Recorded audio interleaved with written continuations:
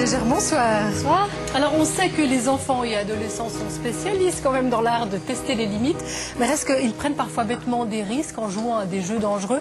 On l'a vu cet été, un adolescent lausannois en est carrément mort. Qu'est-ce qu'on entend par jeu dangereux? Alors les jeux dangereux sont des jeux risqués. Qui parfois se terminent mal. Il y en a deux sortes. Il y a les jeux auto-agressifs, comme le jeu du foulard, qu'on connaît bien, la tomate, où l'enfant flirte avec la mort en retenant sa respiration au risque de s'asphyxier. Et puis les jeux hétéro-agressifs, comme la canette ou la mêlée, qui consistent à l'issue du jeu à se mettre à plusieurs pour ruer de coups le perdant.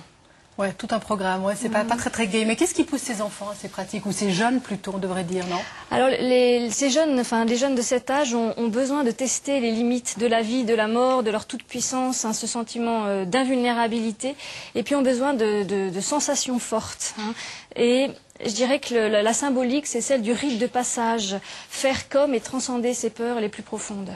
Est-ce que ça concerne tous les jeunes? Alors ça concerne tout particulièrement les enfants timides, peu sûrs d'eux, influençables. Les boucs émissaires agressés sont aussi ceux qui sont jalousés de par leur réussite scolaire, le milieu social. Je dirais que ceux qui ont assis une bonne estime d'eux-mêmes et des autres, qui ont une image de soi positive, seraient peut-être moins influençables parce que moins vulnérables. Mais il faut savoir que ça n'arrive pas ça arrive à tout le monde, voilà, ça n'arrive pas qu'aux autres, et qu'à cet âge, la pression du groupe est importante, et le besoin de faire comme et de transcender les interdits est important. Et le regard des autres et ce genre de choses. Et en tant que parent, qu'est-ce qu'il faut faire? Est-ce qu'il faut en parler et comment en parler?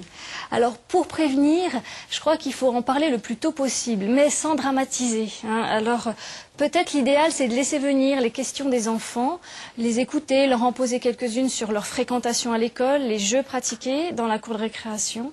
Et puis, le rôle du parent aussi, c'est d'apprendre à son enfant à se respecter, à respecter l'autre, et ça commence déjà au sein de la famille, à dire non, à être capable de dire non, à respecter et à être responsable de son corps, et en amont, à créer un climat de confiance parent-enfant, afin que ce dernier puisse partager sa souffrance et ose la dire et demander de l'aide. Alors justement, est-ce qu'il faut encourager son enfant à dénoncer ce genre de jeu, au risque que l'enfant tout à coup se retrouve encore plus peut-être pointé du doigt?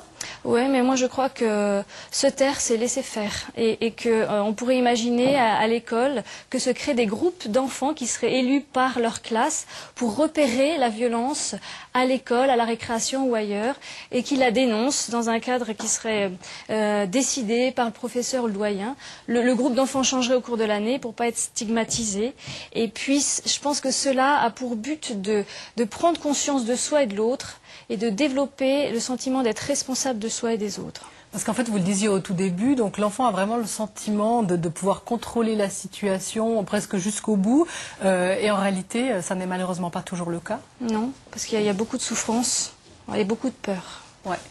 Alors vous nous avez indiqué deux bons ouvrages, justement, si on veut en savoir plus. Je ne les ai pas là sur le plateau, mais par contre j'ai mis toutes les références sur notre site internet. Et vous souhaitiez également qu'on parle d'un site qui s'appelle www.sosbenjamin.org.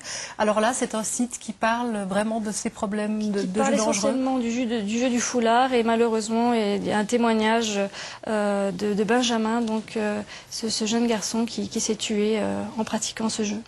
Merci beaucoup Anne Gégère, et on se retrouve donc tout bientôt.